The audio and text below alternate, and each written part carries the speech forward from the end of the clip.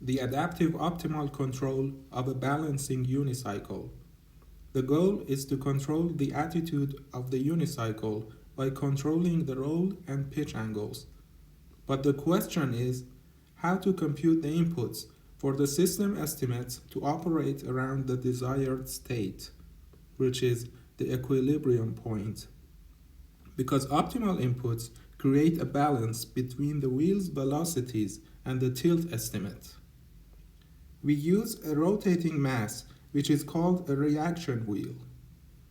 The reaction wheel works based on a physical principle called the conservation of angular momentum.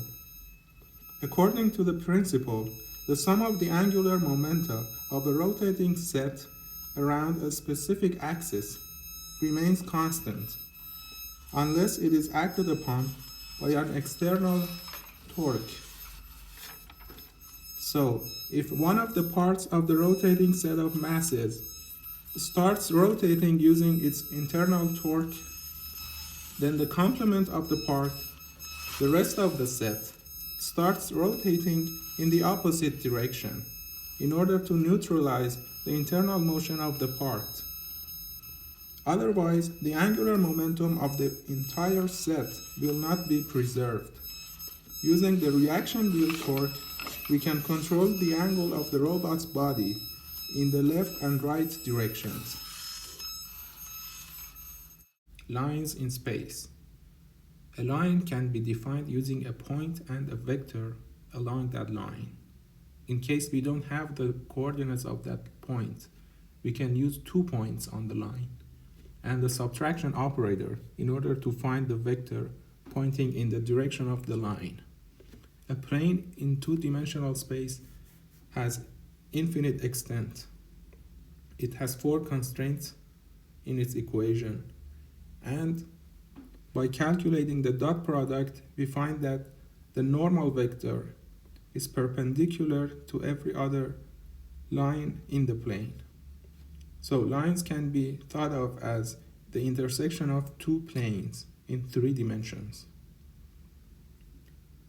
A 3-dimensional point, however, can be defined as the intersection of 3 planes in 3-dimensional space. On a rigid body, we can put a microelectromechanical system in order to find the angular velocity of the body about the 3 mutually perpendicular axes, x, y, and z. The unicycle is similar to an inverted pendulum on a cart, but the difference is that the rolling wheel is actuated. The contact point of the rolling wheel with the ground is in terms of the coordinates x and y, but we can redefine the coordinates of the position of the contact point using the angular velocity of the rolling wheel and the yaw angle of the body. This way we can simplify the kinetic energy of a moving rigid body, but we have to find the inertia tensor of the wheel and the chassis. The kinetic energy has a linear term and an angular term, and a term defined for the force of gravity on the body.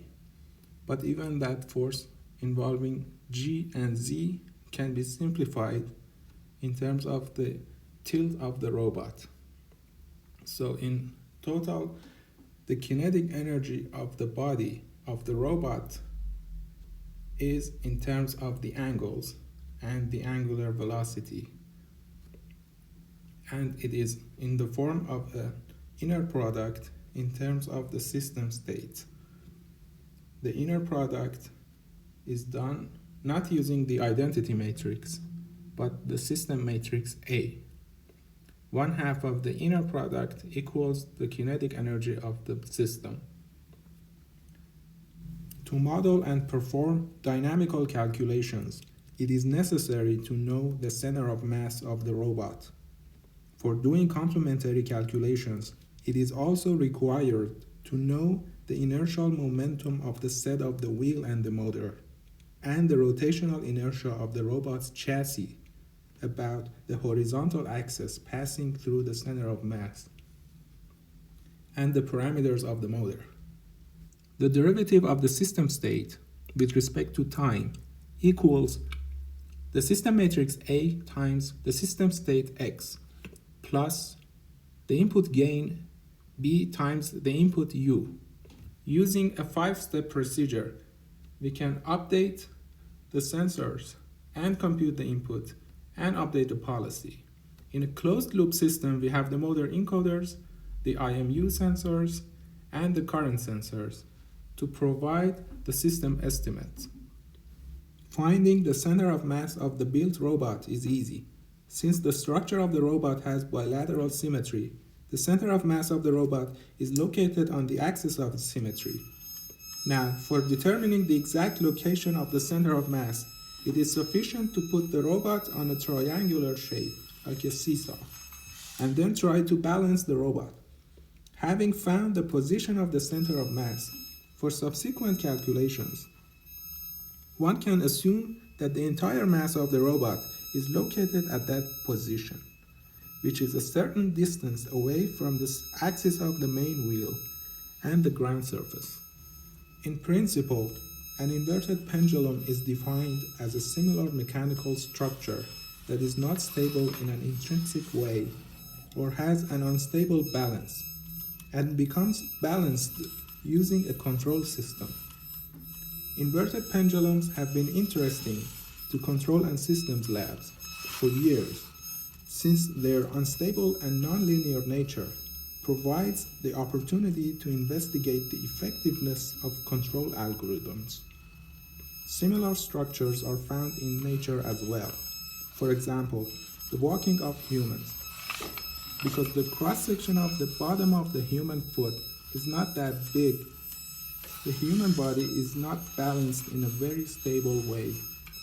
And what keeps the balance while walking, running, or even standing is a series of control commands sent from the brain to muscles. In a reinforcement learning program, there are 2 loops operating at different timescales, time J and time K. Time K, which runs the evaluation loop of the critic, evaluates the current policy and updates a set of filter coefficients. The actor loop, denoted by time J, is updated using a subset, a matrix block of the filter coefficients and increments time J. Every time the filter coefficients converge to a set, time K is reset back to 1, while time J is incremented by 1. Around the equilibrium point, the system state's derivative with respect to time is approximately equal to 0. Finding the input U such that the system stays in the equilibrium point results in a matrix equation involving an element of SO3 in a matrix vector product, the vector being the angular velocity of the system. The matrix in the matrix vector product determines the rate of rotation about each basis axis, x, y, and z, and the element of SO3 is parameterized in terms of the x, y, and z Euler angles. The Euler angles coordinatize a point on the sphere. The symmetry group SO3 is a special case of the orthogonal 3 where the determinant is non-zero and the inner product of 2 vectors is scaled by the matrix system. The x Euler and y Euler angles are estimated at the pivot point, which is at the contact ground point, not the center of mass, because the gravitational acceleration is not the same at every point of the chassis. So we have to calculate an estimate of the tilt at the pivot point rather than the center of mass of the chassis. The balancing unicycle has 2 inertial measurement units, IMUs, for sensing external forces and controlling the x and y Euler angles. Suppose that there are a pair of spheres, each centered at either of the IMU positions. The spheres intersect at the pivot point of the robot. The pivot point is at the rolling wheel's contact point. coinciding with the origin of the XYZ coordinate frame of the robot's body. So when the robot rotates, the spheres rotate around the same point, the pivot. In order to estimate the gravity vector at the pivot point rather than any other point, such as the center of mass, construct a matrix of known parameters to capture the position of the sphere centers relative to the pivot. If we put the position of the spheres as columns of the known parameters and also insert an all-ones vector as the first row, then the matrix of known parameters is a 4x2 matrix. The singular value decomposition of the known parameters results in the multiplication of three matrices: a unitary matrix times a diagonal matrix times another unitary matrix. The unitary matrices describe rotations, whereas the diagonal matrix describes rescalings. An algebraic combination of the two unitary matrices and the diagonal matrix yields a sensor fusion matrix called X. The matrix X has this property that it can eat the readings of both IMUs, data as a matrix of unknown parameters, and spit out rotated and rescaled readings through a matrix-matrix multiplication, as if the given IMUs are mounted at the pivot point, which is impossible in this case. Therefore, the transformation of sensor data by the optimal fusion matrix can tell us how much force the rigid body experiences at a general point. Given a few samples at particular points, the sphere centers, we can read the gravity vector at the pivot point from the result of the matrix-matrix product, but the z-Euler angle is not observable from the gravity vector. Fusing the sensor data from multiple sources, we have the system state. But in order to learn from quality, we need to append the system input u to the system state x. This gives us a vector of a larger dimension. The quality function can play the role of a metric between these quality vectors in order to produce the reward of the agent, or the incremental changes to the system state, which is interpreted here as the kinetic energy of the robot. Since we extend the meaning of the value function to the quality function q of x and u, the states x are appended by the inputs u, which in turn are computed by calling compute feedback policy. The function called apply feedback policy applies the action of the feedback policy, changing the angular velocity of the motors. Before applying the input, we should add a probing noise to the input in order to guarantee persistent excitation. We can use a pseudo-random number generator in order to produce a zero mean, small standard deviation noise to the computed input.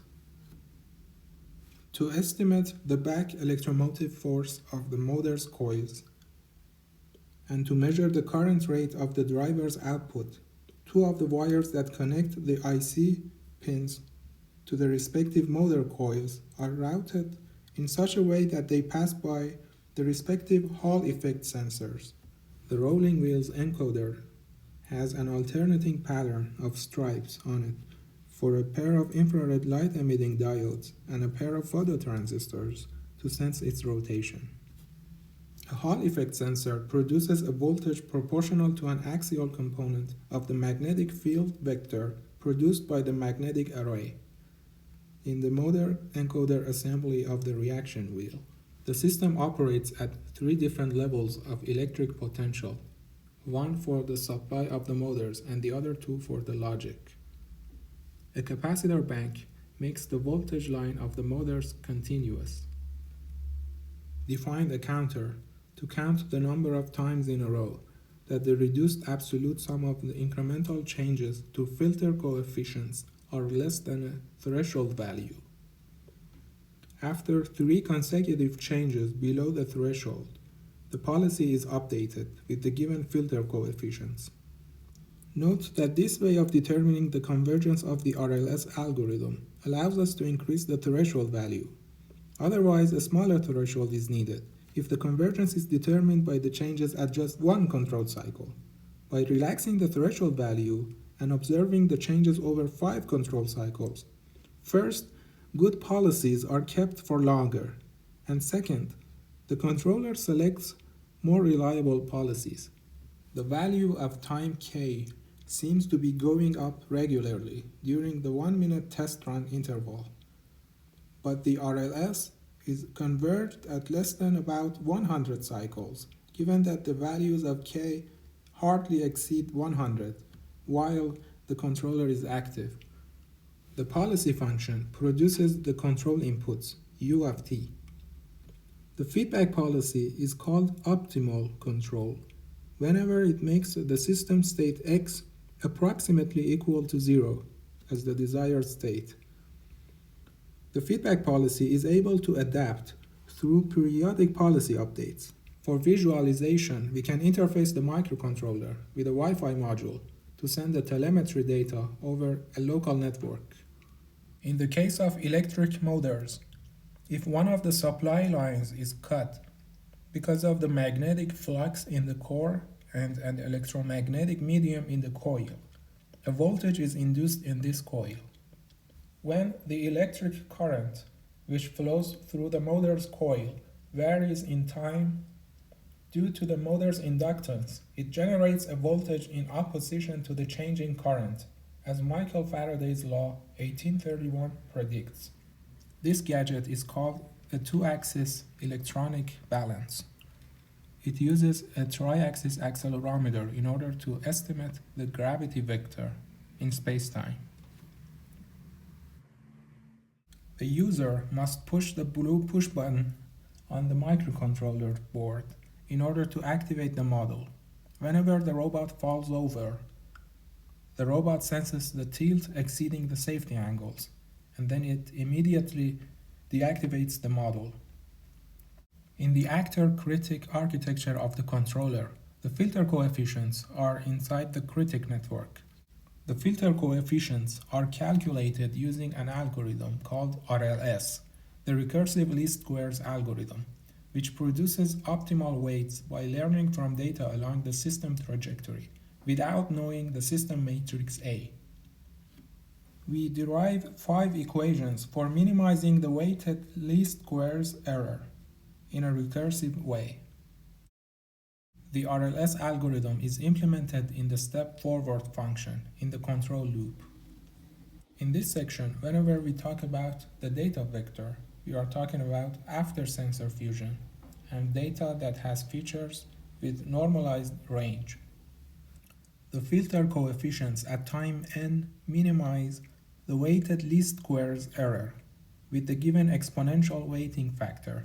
The error is calculated as the desired signal at time I minus the filter output at time I. The partial derivative of the error with respect to the filter coefficients equals 0 minimizes the weighted least squares error. The optimum filter coefficients are transformed using the deterministic normal equations. The outer product of the data vector with itself produces the exponentially weighted deterministic autocorrelation matrix for x of n, which transforms the weights. Outer product of the desired signal with the data vector yields the deterministic cross-correlation between d of n and x of n. The minimum error occurs whenever the transformation of the filter coefficients by the cross-correlation matrix is close to the desired signal. Instead of solving the deterministic normal equations, we derive a recursive solution for the weights. That means the autocorrelation matrix at time n must be in terms of the autocorrelation at time n minus 1 and the new data vector at time n. In a similar way, the cross-correlation matrix may be updated recursively as a function of the new data vector, the desired signal, and itself at time n minus 1. Calculate the incremental changes to the inverse of the autocorrelation matrix, we use the Woodbury's identity. By introducing the gain vector g of n, we can simplify the inverse of the autocorrelation matrix at time n in its recursive relation. Like the filter coefficients, the gain vector is also transformed by the autocorrelation matrix to produce the data vector. After the autocorrelation and the cross-correlation, we also need the time update equation for the filter coefficients, W. Calculating the incremental changes to the filter coefficients, we find that the incremental change is defined as alpha times g, the a priori error times the gain vector, the error that would occur if the filter coefficients were not updated. The transformation of the data vector by the inverse of the autocorrelation matrix at time n-1 defines the filtered information vector. The vector simplifies the exponentially weighted recursive least squares algorithm. Even though the initialization of the filter coefficients might introduce a bias, if we choose the exponentially weighting factor lambda less than 1, the bias goes to 0 as n increases. Whenever the weighting factor is equal to 1, lambda equals 1, the algorithm is called the growing window RLS algorithm because it has infinite memory of the system's trajectory, meaning the algorithm does not forget outliers, even though it can make the effects of older data less significant over time with a forgetting factor lambda less than 1. What if we mount a robotic manipulator to the chassis so that when the robot operates, the center of mass moves as well? Can the RLS algorithm adapt to a changing dynamics? The goal is to control the roll and pitch angles. To do that, we created an adaptive and optimal balance between the wheel's velocities and the tilt estimate. But the problem is that we need a control solution to conserve the angular momentum of a large mass without knowing the real parameters of the robot. In other words, the incremental changes to the desired state must become zero using unknown system matrices, such as the inertia tensor and the back-EMF constants of the motors.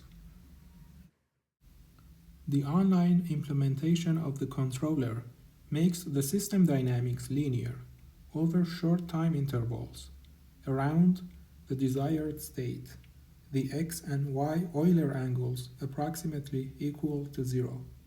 Quality learning extends the definition of the value function by being a function of both the system state and input. The Q function is identified in real time, and depending on the convergence conditions, it can be used to update the policy, which produces the system input.